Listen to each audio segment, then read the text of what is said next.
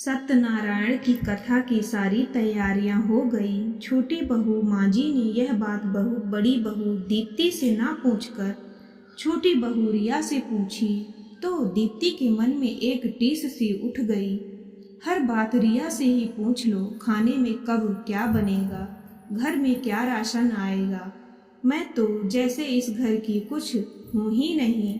Dining साफ करती हुई दीप्ति का यह बड़बड़ाना पास ही अखबार पढ़ते कैलाश जी सुन रहे थे। कुछ देर बाद वे दीप्ति से बोले, क्या हुआ दीप्ति, तुम्हारा मूड आज कुछ उखड़ा हुआ है।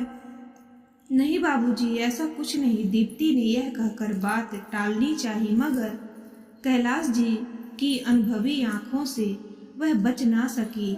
देखो बड़ी बहू, तुम अपना गुस्सा मन में दबा कर रखोगी तो वह और भी बढ़ जाएगा। इसलिए तुम्हारे मन में जिस बात को लेकर गुस्सा है वह कह दो। अपने ससुर जी के यह मधुर वाक्य सुन उसके मन का सारा गुबार शब्दों में फूट पड़ा।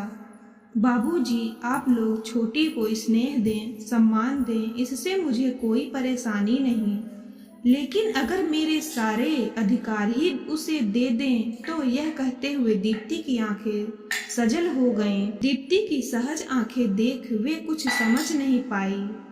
वे कुछ पूछती उसके पहले ही कैलाश जी उनके प्रश्नों के उत्तर में बोल पड़े। सरला जी, जो पहले आपकी मनोदशा थी।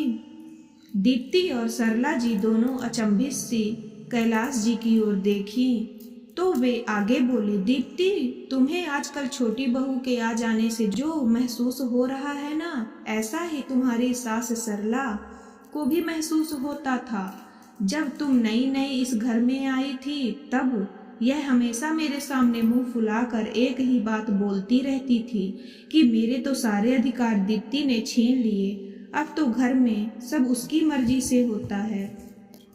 उनकी इस बात पर सरला जी हंसती हुई बोली, अरे आप भी क्या बीती बात लेकर बैठ जाते हैं।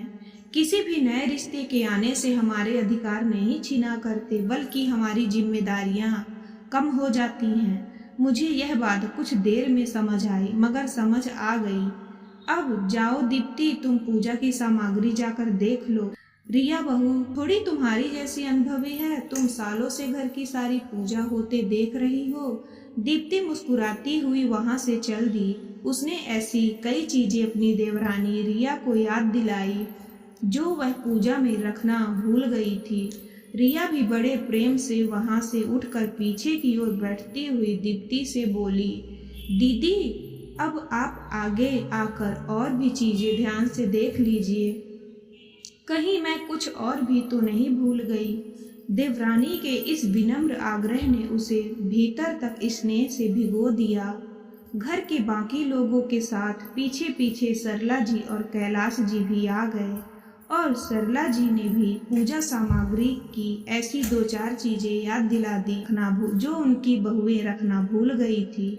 कुछ ही देर में पंडित जी कथा के लिए आ चुके थे। वे कथा की सारी उत्तम व्यवस्था देखकर कैलाश जी की प्रशंसा करने लगे तो कैलाश जी पंडित जी से बोले, हमारे घर की सारी जिम्मेदारियां 3 जिम्मेदार और समझदार नारियां ने ले रखी हैं, तभी तो हमारे घर में हर चीज की तैयारी पूरी पुख्ता तरीके से होती है। अपने ससुर जी और पंडित जी की बातें सुनकर दीप्ति आज अपने छोटे बड़े रिश्ते पर गर्व का अनुभव कर रही थी। उसे वाकई यह लग रहा था कि रिया के आने से उसकी कितनी सारी जिम्मेदारियां कम हो गई हैं। अब दीप्ति को अपने मन में उठे कड़वे भावों पर बड़ा पछतावा हो रहा था। वह समझ गई थी कि नए रिश्तों के आने से जिम्मेदारियां बढ़ती हैं, अधिकार नहीं।